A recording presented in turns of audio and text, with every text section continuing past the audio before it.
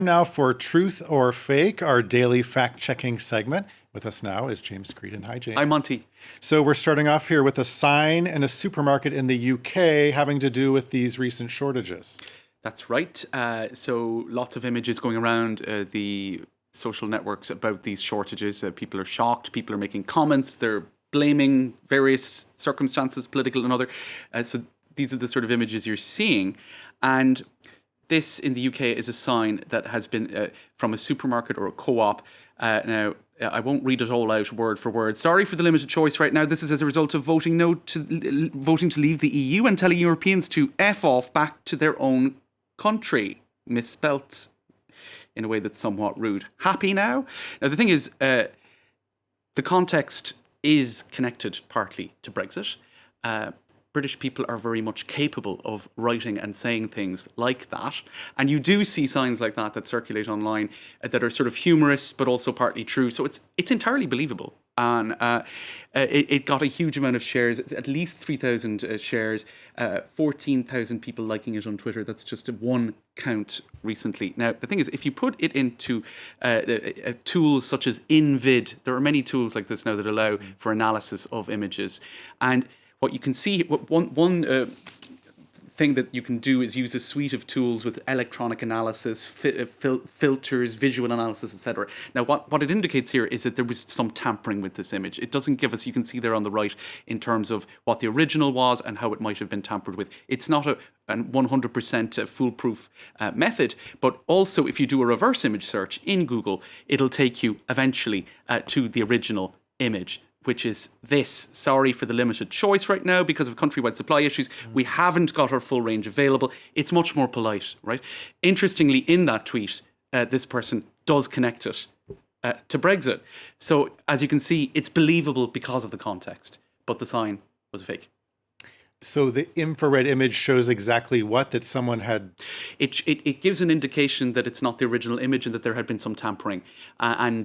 It's not foolproof, but it's certainly a sign, if you do further research, that encourages you to do further research, if you like, if people are trying to verify these images. And then a reverse image search in Google brings you back to the original. Wow, very interesting. So next to an official memorandum in France that there's apparently a new lockdown, that this has been widely shared on the internet. Right, and in fact, it's I think I got that wrong in terms of there was an original memo written to prefects here in France about a third lockdown last year. And there's been another memo to prefects this year talking about how the third shot of vaccination is going to be obligatory, and warning prefects that there is a high risk now of blowback and people protesting.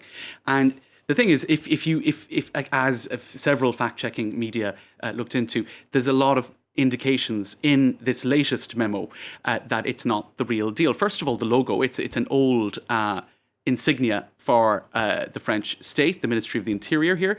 As you can see there are clear differences, right?